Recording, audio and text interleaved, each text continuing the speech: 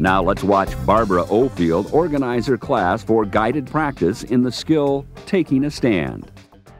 All right, this morning I'm going to be putting you into groups of 3 where you can actually practice these 4 steps. And you're going to do them one step at a time. All right, in doing the practice skill, each of you will have a designated role that you're going to take on. The 3 roles are as follows. I will need each team to have a pressure person. The pressure person is going to be the one saying, "Come on, Kenny, do it, come on." That's the person who's going to try to get you into trouble. Then we need the practice person, and he's going to practice getting out by using these 4 steps in this order. Now the third person, the feedback person, or what I commonly call in the classroom the recorder, your role is going to monitor to be sure that Kenny, or the practice person at your table, is following the steps correctly. But right now I want to set up the first scenario, the first practice session. So we need a practice person, a pressure person, and the feedback person who remembers the recorder. Would you divide yourselves into those roles right now, please? Okay, pressure persons, raise your hands. I should see 1 per group. Pressure person. All right, hands down. Who's the practice person? In guided practice, every student has a chance to practice each step of the skill, one step at a time, and receive feedback. By monitoring this practice, the teacher has an ideal opportunity to elaborate on or reteach the skill. All right, I'm going to talk to the recorder people right now. Everyone needs to hear this direction because everyone will take on this role. Everyone will. When we switch and you practice a different role that you're doing. So this is what I want the feedback, the recorder person to do. Number 1, take this paper, which is a checklist. And on the checklist, there are steps that I want you to observe the practice person. You want to see, is the practice person doing the step 1, 2, 3, 4 the way we've asked you to do it. The second role of the recorder is you will be given a set of 3 scenarios.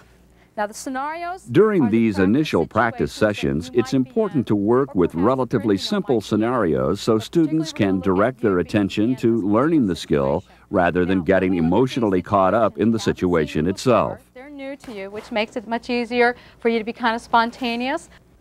Pressure person, you start making up a story with that scenario and you start pressuring them. Practice person, I want you to go through the first step and stop. So feedback recorder person, you need to stop them when they finish which step?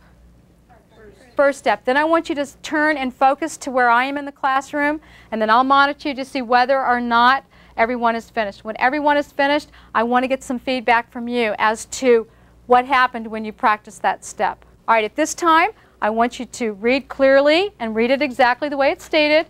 The situation that you're in, let's use situation number 1. To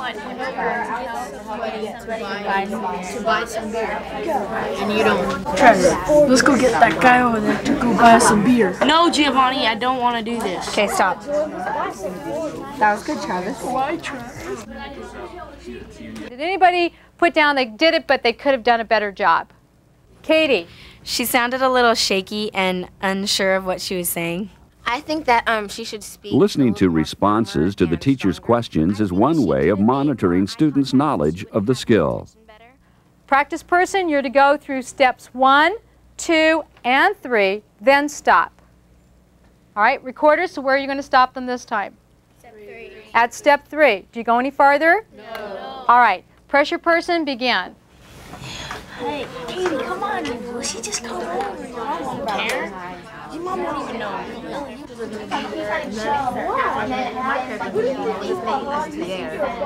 one's gonna be there.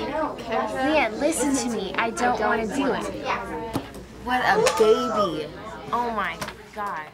One of the things to keep in mind when you are doing the guided practice, it is important that as the students are doing it, you take them through it one step at a time.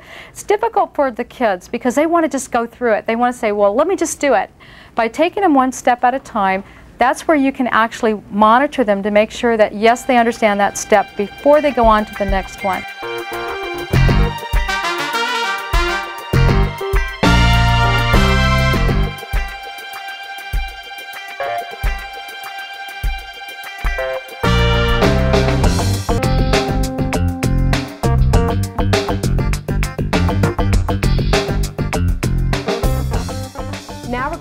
ahead and do what's called independent practice, which means that instead of me guiding you through the step by step by step, since we already did that yesterday, today you're going to go ahead and work through the steps of this skill on your own. So you've got your journals out, right?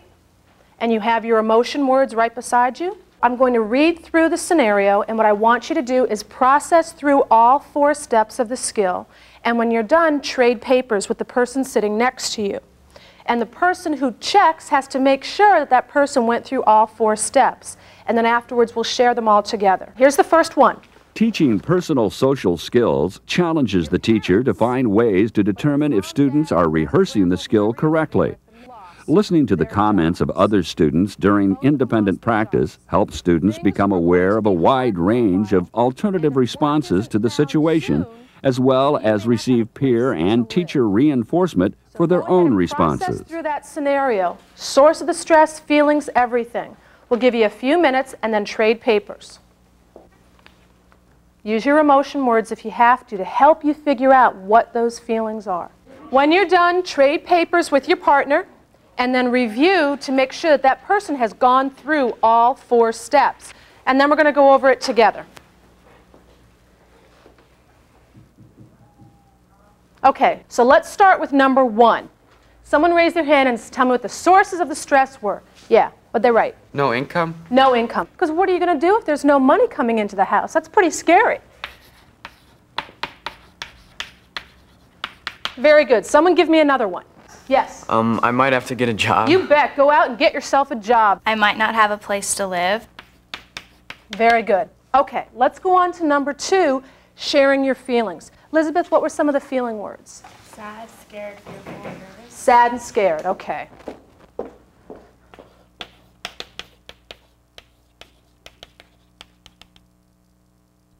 Great. You guys did excellent on this. Great answers. Okay.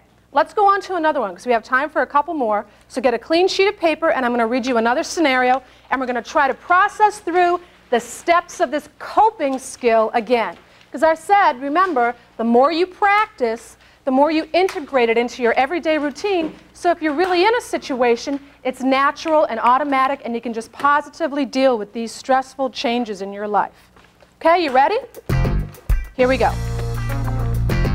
You were told that a teammate and key player on your basketball team has been required to take a drug test. And if that test comes back positive,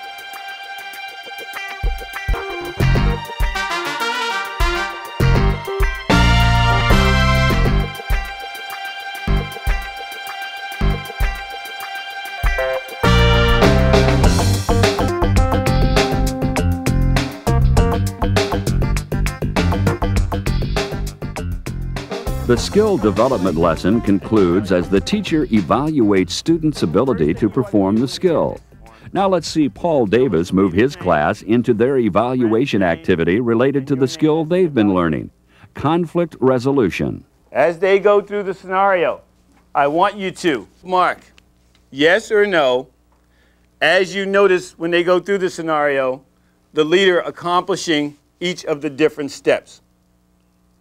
At the end, you'll look at A and B and write down the different points of view that were discussed. Okay? Are there any questions? Let's look at scenario number 2. Somebody want to read that for me? Jennifer? 2 students must create a school project on the effects of marijuana. The leader wants it to be an oral report, but the friend wants to do a video report. Are there any questions? Okay. Leaders, friends, have your discussion. Michael, I think we should do a video report.